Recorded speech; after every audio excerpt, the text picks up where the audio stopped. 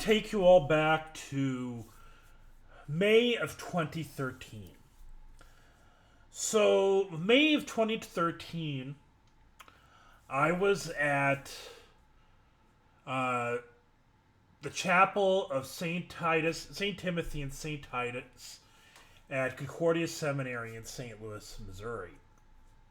I was there with all my classmates, and I was waiting my first call into the ministry, my first call to the first congregations I would serve.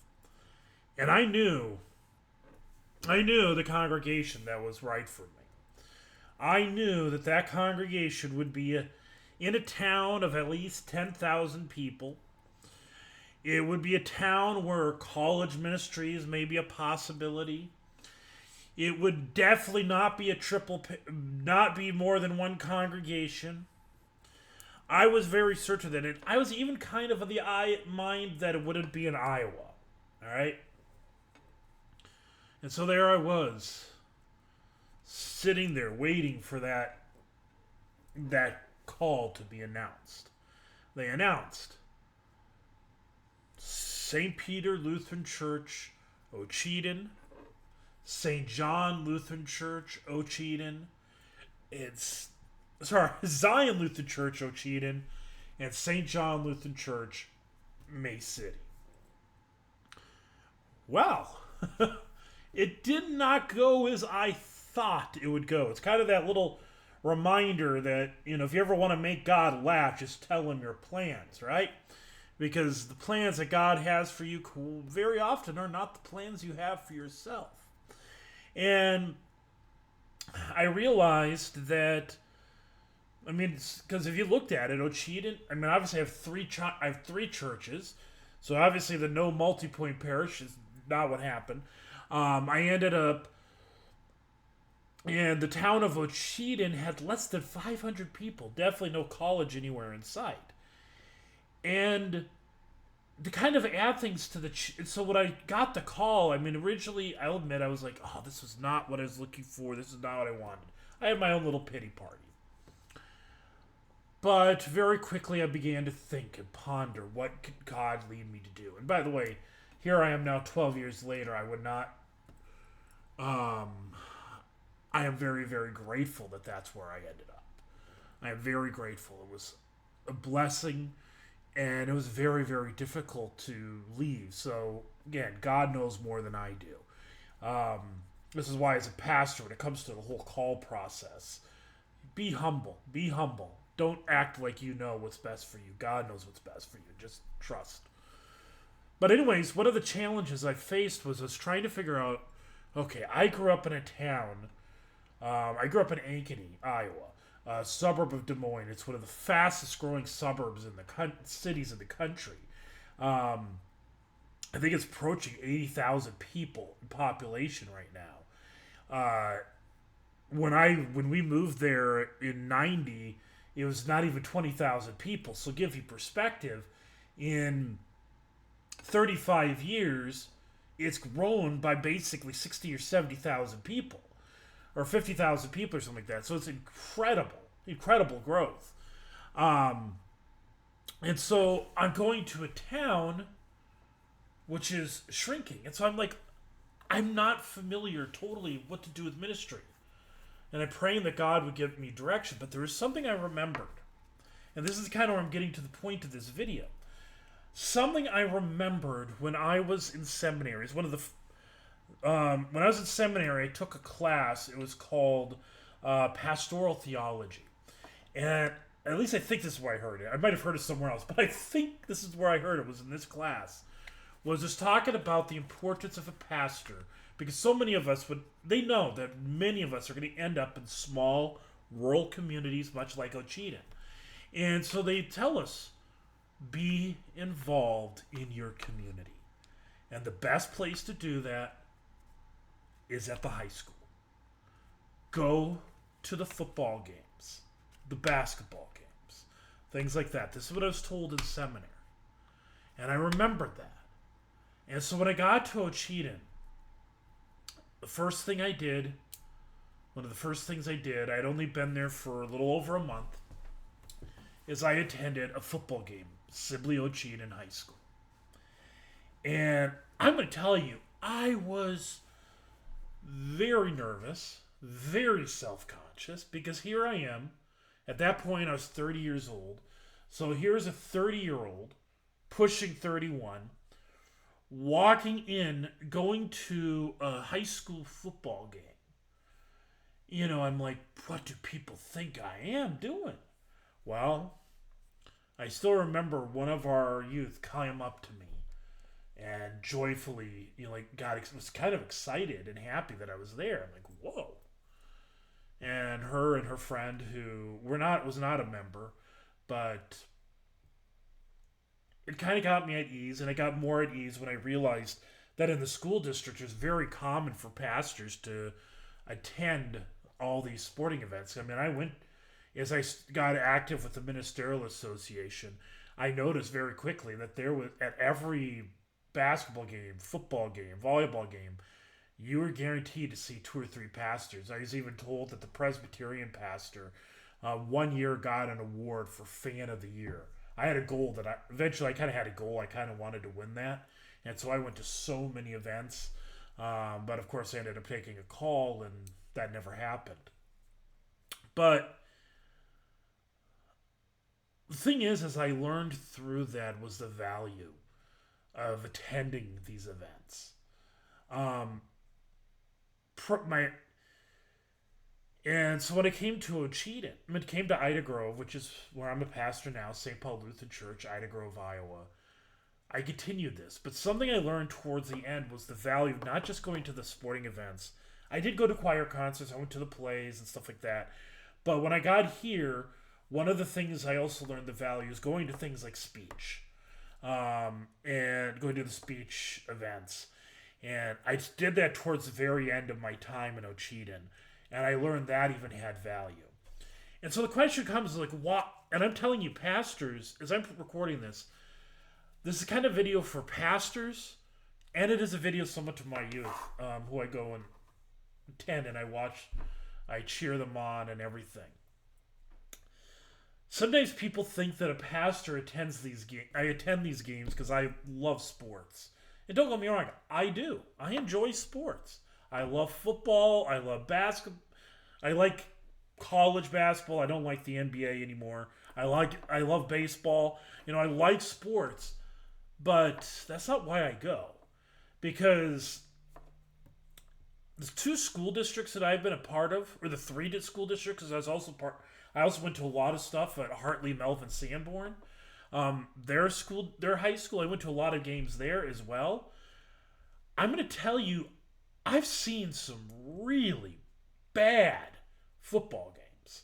I've seen some really bad basketball games, volleyball games, boys and girls. I mean, you don't go to these because you love the sports. Because, outside of those years where we had Cooper DeJean here and OIBCIG, who was just incredible to watch, outside of that, there's nothing that remarkable. There's no the reason, and so the reason I go isn't because I love the sport. It's because I love the kids that are playing those sports. And don't read too much into that love thing. I love them because God, as a pastor, you love everyone in your congregation. But the thing is, you don't just love the kids. You love their parents. You love their grandparents. And this is the thing that's so awesome about being a pastor in a small community, in a smaller community like here. And no, Ida Grove's bigger than Ocheyedan. We have a little over 2,000 people. And the school is actually in town. It's kind of nice to only have to go to one school district. When I was in Ocheyedan, I was balancing between Sibley Ocheyedan and Hartley, Melvin, Sanborn. And it's so difficult to not accidentally favor one over the other. I love the kids at both schools equally, but it was a lot hard. It was difficult to really convey that because the one in Sibley was closer, and plus they gave me a pass for all the games. So it's like it's cheaper in terms of gas, cheaper in terms of tickets. So I went to that one more often, admittedly. But that wasn't to say I didn't like the kids. Didn't love the kids over at HMS. But people ask, like I said again, why does a pastor go here? And I'm telling you, every pastor that's especially in a community, if the population of your town, I'd say is less than 15,000 people, you should be at these games regularly. You should be a visible presence. Because the thing is so this coming Friday, OABCIG, Odebolt Arthur, Battle Creek, Ida Grove, that is the school district. They're going to be having volleyball VIP night and the football purple and black night. Those are both scrimmages. Last year I attended because every now and then people ask, why do you do this? You're the sole pastor. You're no longer the youth pastor, which, by the way, first off, I've never been a youth pastor. I was just a pastor who worked with youth. And by the way, I've always been a pastor who worked with youth. And if you're the only pastor in your church, then you need to be at working with youth, all right? I mean, if you're in a really large church and your hands are really full, or maybe you're fortunate enough to have a DCE, then you don't have to work as much, but you still should work with youth because, and I'll get to that, that's probably another video, but I'll talk a little bit more about that in another video, the importance of pastors working with youth ministry.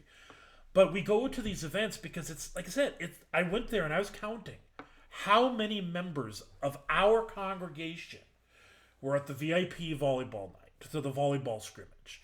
And I counted how many were at the football scrimmage. For the volleyball scrimmage, you'd expect it to be lower than the football because football's more popular than volleyball. It's just reality. But volleyball, I counted about 50 to 60 people that were members of our church.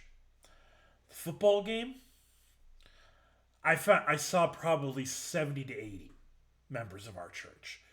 Combined, I'd say I had it, because there wasn't a perfect overlap. Some of the people who were at the volleyball were also at the football. But if you include the ones who were only at one or the other, I would say that I saw probably close to 100 members of our church. Outside of worship, there is no place, nowhere else that I can see that many members of my congregation at one time. That is incredibly valuable. And even if it's a hi or a little conversation here and there with people, it is invaluable. Because you're there supporting the kids, letting them know that they're loved, they're cared for. And sometimes that really was valuable because I do know that for some of my youth, their parents are really busy. They work jobs. They can't easily get to events. So it is nice to note that so as a pastor there, I might be the only person that's there specifically for that kid. This isn't saying anything bad about the parents. It's just the reality. Certain jobs, you can't be there. I'm especially thinking of those who work in nursing and stuff like that, in the medical fields. And so you might be the only person. And so you're there for those kids, but you're also there for their parents. If their parents are there, you go down, you might sit on the bleachers for a little bit, or you have a little bit of a conversation with them. I had so many conversations over 12 years of ministry with so many different members of our congregation. You could even impact on people like coaches. I still remember being told many years later about a member of our congregation who passed away. I was told the biggest reason why he started getting active in our church again was because of our conversations and me attending the basketball games that he coached. I mean, those things are invaluable, all right? Pastors, if you have Google Calendar, which I'm going to guess that a large number of you do, subscribe to your school calendar. Even if you don't have kids. By the way, if you're married, bring your wife. Bring your wife with you. Because, especially if you're new to the congregation, new to the town, sit with your wife along with other members because it may give somebody it gives more people for your wife to connect to. And I mean, obviously, you kind of are careful a little bit because sometimes you might be friendly with the wrong person. They might abuse that relationship or whatever. Be smart, be wise, but still, it's good for you. It's good for her. But like I said, download. So like here, you're seeing the calendar for OABCIG, Oda Arthur, Battle Creek, Ida Grove. You also see some of the holidays. I included that in there. But so like I'm looking at this right here. This week I will be at these two events on Friday. I'll be at the volleyball game on Tuesday. Um, I admit I don't go to a lot of cross country. Um, there's certain sports I don't go to a lot of, like cross country. I don't go to a lot. Golf I don't go to much. The main reason is because it's it's they're pretty lengthy, but the biggest thing is you're just kind of like, hey, there they are. Okay, what do I do now? Doop a doop a doop doop. And so you're just kind of like you just sit there like a bump on a log, you know. So and that same thing with golf is you don't really see a lot. Wrestling, I need to probably go to more, but I haven't gone to as much because I just am extremely ignorant on the sport. Um, Call me self-conscious, and I find myself accidentally cheering against the team because I don't know what's going on. Which is really ironic because my brother was a wrestler. You figure I'd have learned something at that point. Um, but anyways, I mean I'm just I'll be probably at that Kingsley Pearson one. I'm gonna go to that football game up at Ridgeview. Pastors, whatever school district you're in, download the same thing, figure it out. And if you think, well, we got multiple school districts represented, my advice, pick one school district to focus on. Probably pick the one that, if you have kids, pick the one that your kids go to. But if you don't have kids, find the one that you have the most of your youth attend. Commit to that one, but try your best to get to. So you basically tell your members like, listen, I'm not going to be able to get to both schools, so I have to focus on this one. But I'll try the best to supplement it with the others. And don't forget to go to road games, or like I'm going to go to these volleyball tournaments. Well, I won't go to the one at Spirit Lake because we have that just um, let's drive an hour and a half. But like I'll go to the all day volleyball tournament at Ridgeview. Going to these road games, there's a football game at Boyden Hall, which is a pretty decent distance. Go to those. Go these long distance because I find there's some great interactions you have in those travelings. And by the way, if you're watching this and you're a member of our church, or you're in your school district, and if you're like, hey, pastor, you want me to, I kind of pick my place to be. If you ever want, hey, pastor, I'd love you to sit down and talk with us. If you ever like to me to travel with you to a game or whatever, I'm open to it. All right, but pastors, I encourage you, be there. There was a study a few years ago that showed that most teenagers, and I mean a sizable percentage of teenagers, have no significant adult figure in their life beyond their parents. And there's many kids that don't even have parents as a significant figure in their life. So pastors, take that effort, take that step. Be a good presence. Be somebody that can be there for them and they know that there is someone that loves them, cares about them. And the thing that's kind of neat is through the years you find yourself kind of connected to not just your own members, but even the people of your town in general. I've been here in Ida Grove for 8 years, and the number of kids that have come and gone, that graduated through the years, you kind of connect, you feel, you notice when they're not there anymore. They're not coming to the games because their last kid graduated or whatever. You notice the changing of guard of parents. You notice the changing of coaches, of choir directors, mute band directors. You notice these changes.